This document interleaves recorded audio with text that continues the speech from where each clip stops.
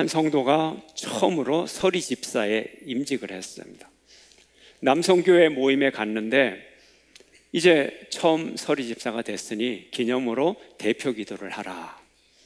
못한다, 하라, 실갱이를 하다가 다수결에 눌려서 이제 기도를 하게 됐어요. 그런데 문제는 머릿속이 하얗습니다. 어떻게 대표 기도를 시작해야 될지 모릅니다. 그래서 할 수 없이 생각나는 대로 기도합니다. 하나님 안녕하셨습니까? 저희들도 잘 지내다 왔습니다. 그러고는 이제 남성교회 회장도 잘 되라, 모든 회원들 가정사업 잘 되고, 기도를 그럭저럭 한 것 같은데 이제 이 기도를 끝내야 되는데 또 큰일 났어요. 준비를 안 해서 어떻게 끝내야 되는지 기억이 안 나는 거예요. 하나님 안녕히 계십시오. 다음에 또 뵙겠습니다. 네. 누구나가 할 수 있는 그런 상황이죠. 네. 우리가 편지를 쓸 때도 처음과 마지막이 아주 중요합니다. 첫 문장 어떻게 쓸 거냐. 여러분 중에 혹시라도 하숙을 오래전에 하신 분 있으면 부모님한테 하숙비 떨어졌다고 편지를 보내야 되는데 평상시에 쓰지도 않는 말, 아버님 전상서 그렇게 편지를 쓰시고 결국은 돈 좀 보내줘요, 그 한마디 쓰기 위해서 전후좌우에 얼마나 많은 미사여구를 쓰고 또 마지막 작별 인사를 합니까? 영화도 마찬가지죠. 처음 5분간의 이 관객의 시선과 마음을 사로잡아야 됩니다. 5분 안에 이 관객의 마음을 사로잡지 않으면 그 영화는 그 다음이 아무리 아름답게 전개되더라도 실패할 확률이 크다 그러죠. 또 시작 5분 못지않게 마지막 엔딩이 좋아야 돼요. 끝나는 장면, 어떻게 끝나느냐, 여기에 따라 그 영화의 평가가 달라질 수 있죠. 주기도에 있어서도 이와 마찬가지입니다. 하늘에 계신 우리 아버지, 하나님의 이름을 부르는 것, 전체 기도 내용 중에 얼마나 중요한지 모릅니다. 하나님을 부를 때 그 하나님을 부르는 이 간구 속에, 부르는 이 부름 속에 기도의 모든 내용이 들어있는 겁니다. 어떻게 하나님을 부르느냐, 하나님을 왕으로 부르느냐, 아버지로 부르느냐. 왕으로 부른다면 왕과 신하 관계에 있어서 기도해야 될 그 기도의 내용들이 다 들어있는 거예요. 하나님을 아버지라고 부를 때는 아버지와 자식 간에 있을 수 있는 모든 내용이 아버지라고 부르고 관계가 형성되면서 그때 모든 기도가 암시되어 있고 들어있고 응답되는 것입니다. 우리가 하나님 아버지라고 부를 때 하나님은 우리에게 오셔서 우리와 함께 하시고 임재하시고 모든 기도를 이미 드린 것과 마찬가지입니다. 이와 마찬가지로 마지막 기도에 얼마나 중요한 부분인지 모릅니다. 마지막으로 다시 한번 하나님과 우리의 관계를 확인합니다. 기도의 모든 제목을 다시 한번 요약합니다. 주기도문의 마지막은 나라와 권능과 영광이 영원히 아버지의 것입니다. 이 내용은 후대에 첨가된 것이라 그래요. 초대 기독교가 기도를 드리면서 마지막에 엔딩이 중요한데 엔딩을 잘 정리해서 다시 붙여 넣었어요. 그래서 어떤 영어 성경을 보면 각주가 들어있어서 어떤 사본에는 이런 내용도 있다 그러기도 하고, 우리 한국어 성경에서는 괄호해서, 그래서 여러분 성경을 보시면 괄호 속에 이 부분이 들어있어요. 괄호 속에 들어있다 그래서 이 부분이 덜 중요한 것이 아닙니다. 이것도 하나님의 말씀이에요. 그래서 우리가 하나님의 나라와 권능과 영광이 영원히 아버지의 것임을 바라는 우리의 소원, 그리고 영원히 아버지의 것입니다 라고 믿고 살아가는 고백, 이것이 주기도문의 마지막 부분인 것입니다. 기도는요 우리의 삶입니다. 기도가 따로 있고 우리의 삶이 따로 있는 게 아니에요. 주기도문의 구조도 우리의 인생과 비교가 될 수 있습니다. 우리 인생이 어때요? 마지막이 좋아야죠. 우리가 어떻게 사느냐도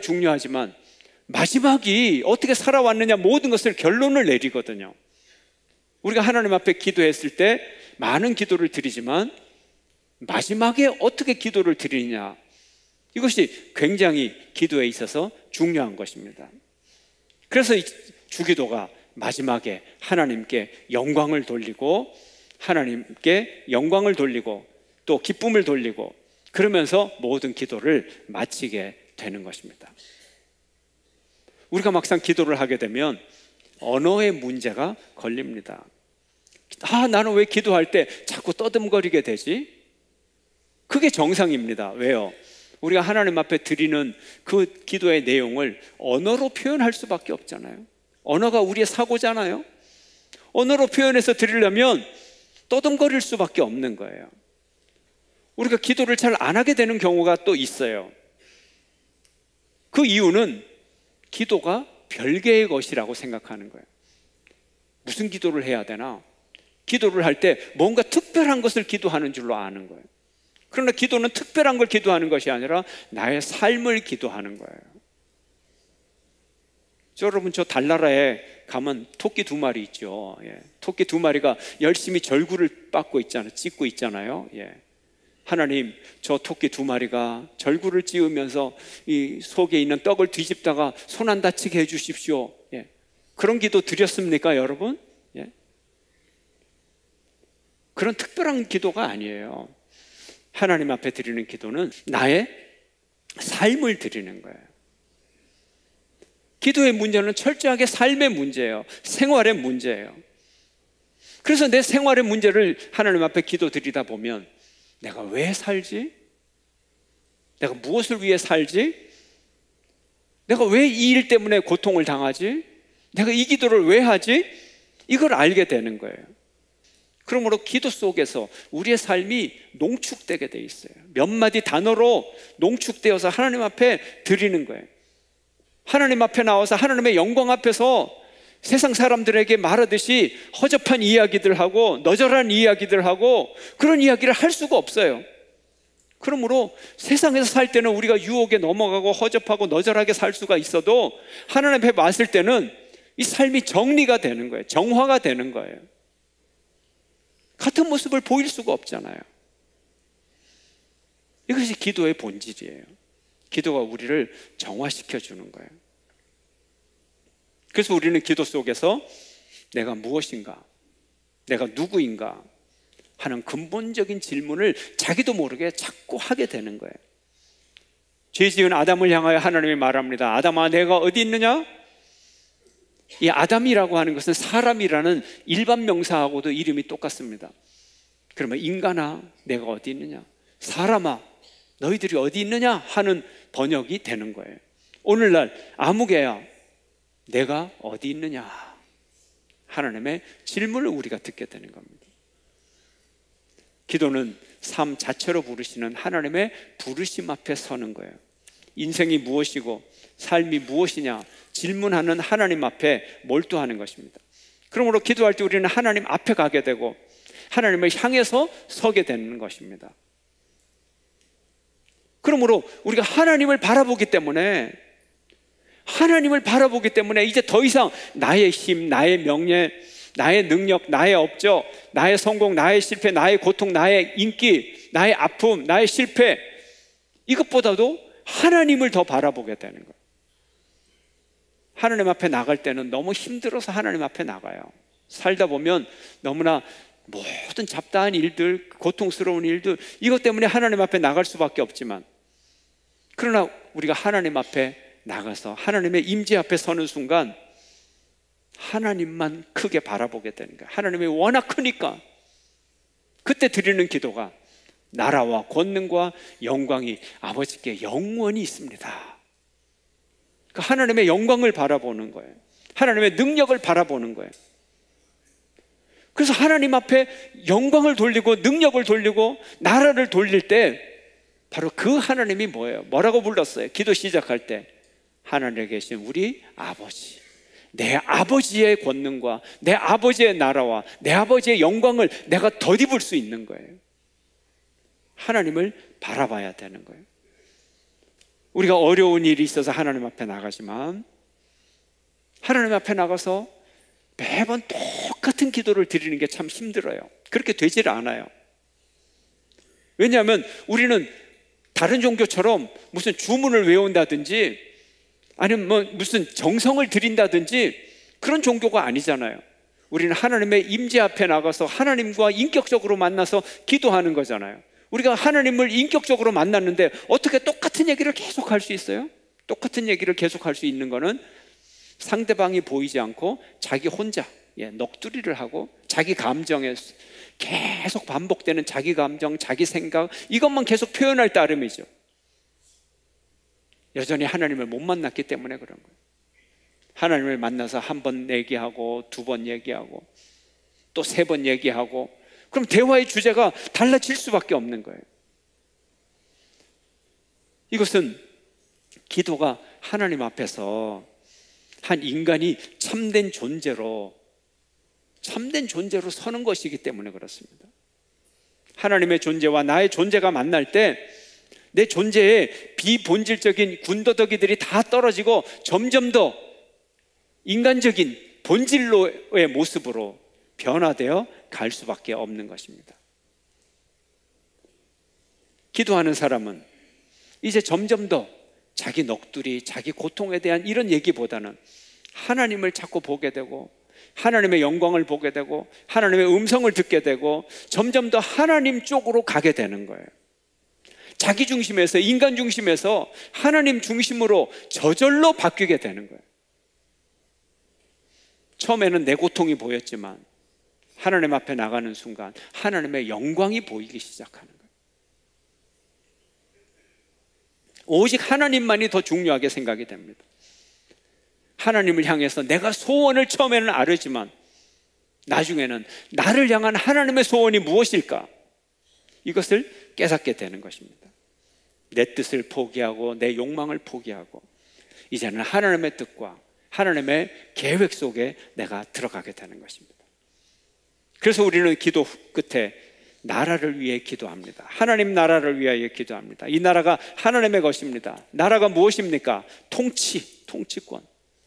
이 통치권이 하나님에 속해 있다.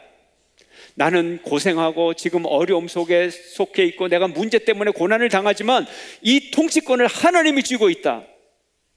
내 육신의 문제를 하나님이 통치권을 쥐고 있다. 이 세상 나라의 통치권을 하나님이 쥐고 있다. 인간관계의 모든 통치권을 하나님이 쥐고 계시다. 우리에게 치유가 시작되는 것입니다. 그리고 하나님이 권능을 가지고 계시다. 하나님, 당신이 권능을 가지고 계시지요? 아멘. 이렇게 마치는 거예요. 권능이 뭐예요? 영어로 파워예요. 파워. 권능 또는 권세로 번역을 합니다. 이 파워는 어떤 파워냐? 이 세상의 모든 것을 복종시키는 파워예요. 근데 그 파워를 가지신 하나님이 내 하나님이에요.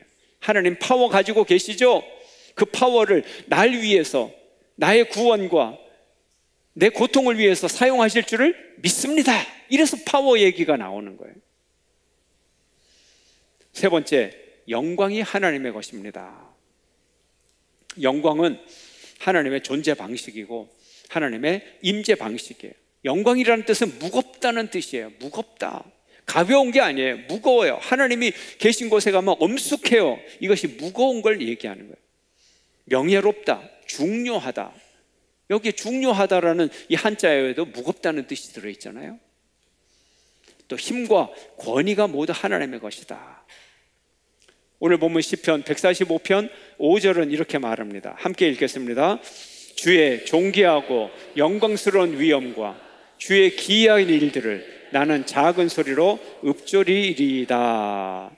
우리가 하나님 앞에 영광 돌리는 방법은 하나님께서 나에게 해주신 이 신기한 일들, 기적 같은 일들, 이 은혜로운 일들을 작은 소리로 읊조리는 거예요.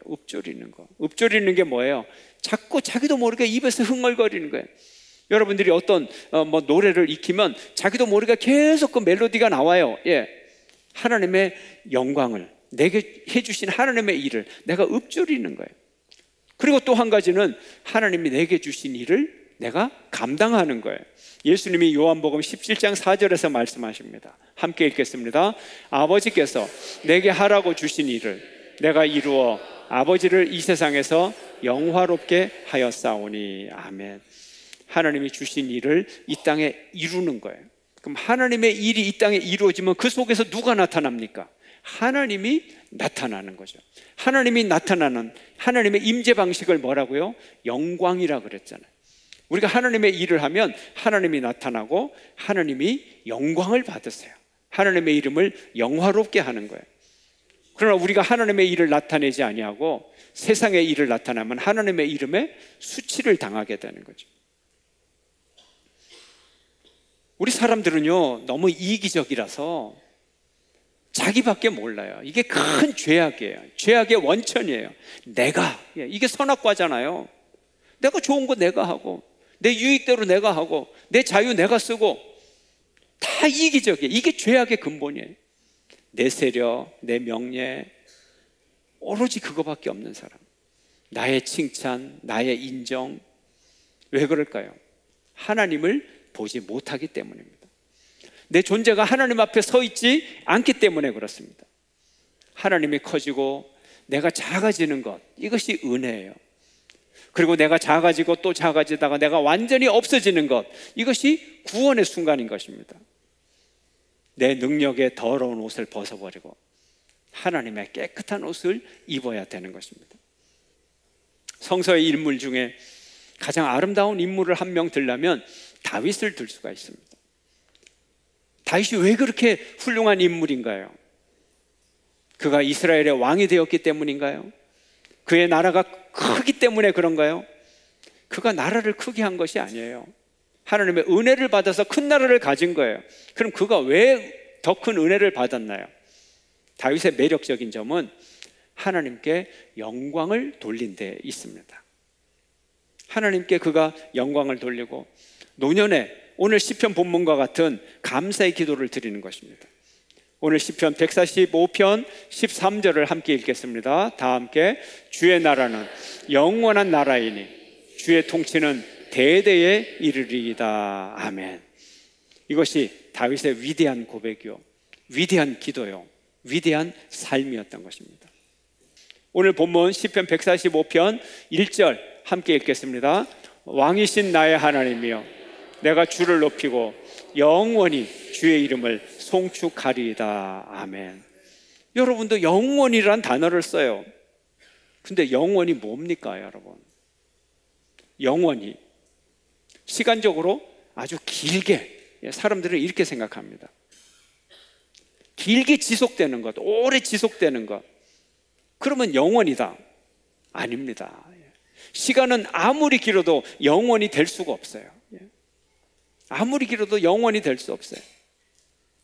시간은요, 끝없이 지속되는 게 아니고, 시간은 하나님의 종말의 심판 때에 이 시간이 심판을 받아가지고 심판이 없어져 버려요. 시간이 없어져 버려요. 이게 시간이에요. 신기하죠? 예, 신기하죠. 하나님의 피조한 모든 피조물을 없앨 때, 심판을 할 때 시간도 없어져 버려요. 그 다음에는요, 그게 영원이에요. 시간 자체가 없어져 버린, 그러면 영원히 무언가 본질적인 것이 전혀 변함없이 지속되는 것, 이것이 영원이에요. 그러니까 영원한 세계, 시간의 세계에서는 뭔가 변화가 될 수 있어요. 고칠 수가 있어요. 근데 이 시간의 세계는 끝나는데 영원의 세계는 본질적으로 지속되기 때문에 이 영원의 세계에 들어갈 때 우리가 어떤 상태로 들어가느냐가 아주 중요한 거예요. 그래서 요한계시록의 끝에 보면요, 머리칼이 쭈뼛 섭니다, 여러분. 왜요? 영원의 세계에서 어떻게 나눠져요? 영원한 형벌과 영원한 구원, 이게 나눠지는 거예요. 그래서 이 상태가 말 그대로 영원히 지속된다는 거예요. 영원은 창조자의 상태인 것입니다. 그래서 주기도문의 마지막에 뭐라고 고백합니까? 하나님의 나라와 하나님의 권능과 하나님의 영광이 어떻게? 영원히 누구의 것? 하나님의 것입니다. 하나님의 나라, 권능, 영광이 영원히 있는 곳, 그곳이 뭐예요? 주기도문에 드렸던 하나님의 이름이 거룩히 여김을 받는 곳, 하나님의 나라가 이루어진 곳, 하나님의 뜻이 이루어진 곳, 일용할 양식이 전혀 부족하지 않는 곳, 이웃과 사랑을 나누기에 전혀 부족하지 함이 없는 것, 또 사람들은 서로의 죄를 용서하고 용서받는 곳, 악으로부터 자유로운 곳, 시험에 빠지지 않는 곳, 이곳이, 이 나라가 영원히 지속되는 거예요. 그리고 오직 하나님 한 분만이 영광을 받는 그 세계가 오게 해달라고 기도를 하는 것입니다. 우주적인 기도를 드리고 있는 것입니다. 그리고 주기도문은 아멘으로 끝납니다. 그래서 모든 기도는 아멘으로 끝납니다. 아멘이 무슨 뜻이죠? 그렇습니다. 그렇게 되기를 원합니다. 진실입니다. 이런 뜻이에요. 또 다른 말로 하면 영어로 yes 이런 의미도 갖고 있어요. 그렇습니다. 동의합니다. 아멘이 얼마나 중요한지 몰라요. 여러분 아멘을 많이 하십시오. 아멘을 많이 하세요. 설교 듣는 중에도 아멘 많이 하시고, 대표 기도자가 기도할 때도 아멘을 많이 하세요. 맨 끝에 예수님의 이름으로 기도합니다. 요때 아멘 할 시간이구나. 그때 딱 한 번 아멘. 끝에 하면 뭐 앞에 한 기도 다 아멘 한 거예요. 그거 틀린 건 아니에요. 그렇지만 중간에도 얼마든지 아멘 할 수 있어요. 아멘을 많이 해서 나도 그렇습니다. 정말 그렇습니다. 진실입니다. 그래서 예수님도 아멘을 많이 하셨어요. 예수님이 말씀하실 때마다 항상 아멘 아멘 이렇게 말씀하셨어요. 성경에 나와 있는 진실로 진실로 너희에게 이르노니, 여기에 진실로 진실로 이것이 아멘이에요. 원어로 보면 진실로 진실로 내게 이르노니, 그리고 이게 아멘 아멘 레고 소이 뭐 이렇게 얘기하는 거거든요. 아멘 아멘이 들어있어요. 그래서 기도를 마무리할 때 우리가 아멘 하는 거예요. 이것이 정말 그대로 이루어지기를 바랍니다. 그래서 예수님은요 이름이 아멘이에요. 예수님의 이름 뭘까요, 여러분? 제가 예수님 했으니까 예수님의 이름 첫 번째는 당연히 예수가 예수님의 이름이고요. 예수님의 두 번째는 뭐예요?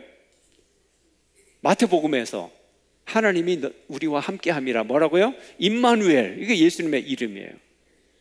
예수님의 또 다른 이름은요 많이 있지만 참된 목자, 빛, 생명, 양식 다 있지만 세 번째 이름은 아멘이에요. 예수님의 이름이. 그런 거 없는데요? 있어요. 한번 볼까요? 계시록 3장 14절 함께 읽습니다. 시작. 라오디게아 교회의 사자에게 편지하라. 아멘이시요 충성되고 참된 증인이시요 하나님의 창조의 근본이신 이가 이르시되. 누구라고요? 아멘이신 하나님, 아멘이신 예수님. 예수님의 이름이 아멘입니다.